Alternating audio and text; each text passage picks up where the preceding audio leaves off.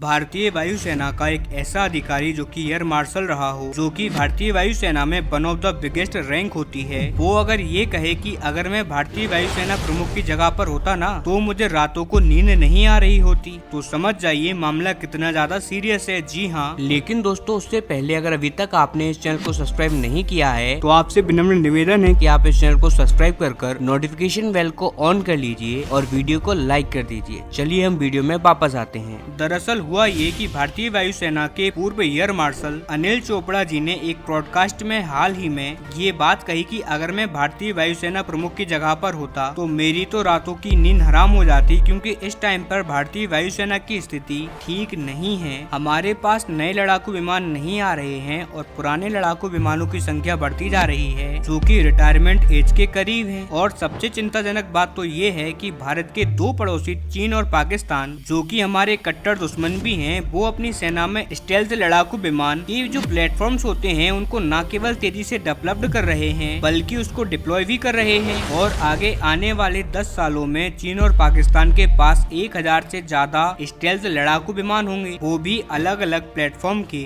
अलग अलग कैटेगरी के। ऐसे में भारत को हर हाल में आने वाले कुछ ही टाइम के अंदर एक स्टेल्थ लड़ाकू विमान तो खरीदना ही होगा, जब तक कि हमारा एमका रेडी नहीं हो जाता। और बात उनकी सही भी है, क्योंकि अगर आप चीन और पाकिस्तान को छोड़ भी दो तो जो छोटे छोटे देश हैं जैसे कि तुर्की हो गया, वो भी अपना खुद का 5th जनरेशन का लड़ाकू विमान बना चुका है। आप जानकर हैरान होंगे कि इंडोनेशिया, जो कि भारत का ही एक पड़ोसी देश है, वो भी स्टेल्थ लड़ाकू विमान तैयार कर चुका है। वो भी किसके साथ? कोरिया के साथ मिलकर। जी हाँ, दक्षिण कोरिया के पास भी KA सीरीज का एक स्टेल्थ लड़ाकू विमान है जो कि ऑलमोस्ट रेडी हो चुका है। एशिया के छोटे छोटे देश स्टेल्थ लड़ाकू विमान बना रहे हैं जिन्हें चीन से खतरा है, और भारत, जिसे सबसे ज्यादा डेंजर है चीन से, उसको पता ही नहीं वो कब स्टेल्थ टेक्नोलॉजी के अंदर एंटर करेगा, कब स्टेल्थ प्लेटफॉर्म बनाएगा, कब स्टेल्थ लड़ाकू विमान को वायुसेना के अंदर शामिल करेगा। और इसीलिए उन्होंने कहा कि भारत को अब अमेरिका से बातचीत करना स्टार्ट कर देनी चाहिए और F-35 लड़ाकू विमान को कुछ संख्या में ही, भले ही वो 3, 4 या 5 स्क्वाड्रन को, इन्हें अपनी वायुसेना के अंदर शामिल करना होगा। और इससे तब तक काम चलाना होगा जब तक कि हमारा एमका बनकर तैयार नहीं हो जाता,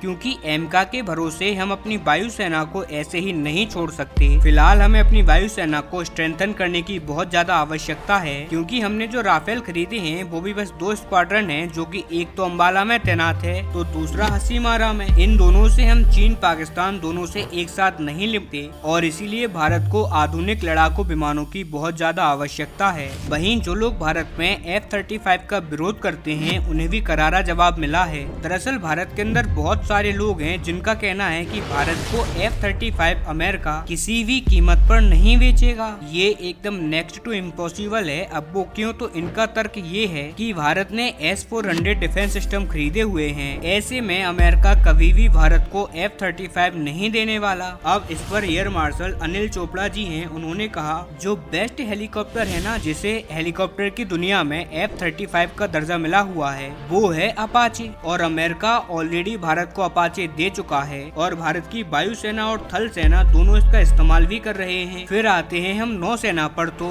नौसेना की दुनिया का जो बेस्ट हेलीकॉप्टर है, जिसे बेस्ट मरीन हेलीकॉप्टर कहा जाता है, वो है MH-60R रोमियो हेलीकॉप्टर। वो भी अमेरिका भारतीय नौसेना को बेच चुका है और हम उसका इस्तेमाल भी कर रहे हैं। फिर बात करें दुनिया के बेस्ट ट्रांसपोर्ट हेलीकॉप्टर की, वो है चिनूक। वो भी भारत इस्तेमाल कर रहा है, उल्टा और भी ज्यादा खरीदे जा रहे हैं और अमेरिका उनको बेच भी रहा है। तो ये जो बात कही जाती है कि F-35 हमें नहीं मिलेगा S-400 की वजह से, तो ये बात तो पूरी तरीके से सही नहीं है। जब भारत नेगोशिएशन के मुद्दे पर जाएगा तो ये सारी बातें सॉल्व हो जाएंगी, इसमें कोई भी बड़ी बात नहीं है। लेकिन उसके लिए हमें अमेरिका से डिस्कशन अभी से स्टार्ट करना होगा। और इस इंटरव्यू के लास्ट में उन्होंने कहा कि PM मोदी की इस महीने के एंड में अमेरिका में यात्रा है और हो सकता है कि इस यात्रा में दोनों देशों के बीच में डिफेंस कॉर्पोरेशन की बात हो, क्योंकि अब से कुछ ही टाइम पहले इस यात्रा की तैयारी को लेकर राजनाथ सिंह गए थे अमेरिका के दौरे पर। और डिफेंस मिनिस्टर का अमेरिका जाना, इसके बाद PM का जाना, इसका मतलब कि डिफेंस से रिलेटेड कुछ तो अमेरिका और भारत कर रहे हैं। जो भी होगा, मेरे द्वारा आपको सारी जानकारियां प्रोवाइड करवाई जाएंगी। That's why do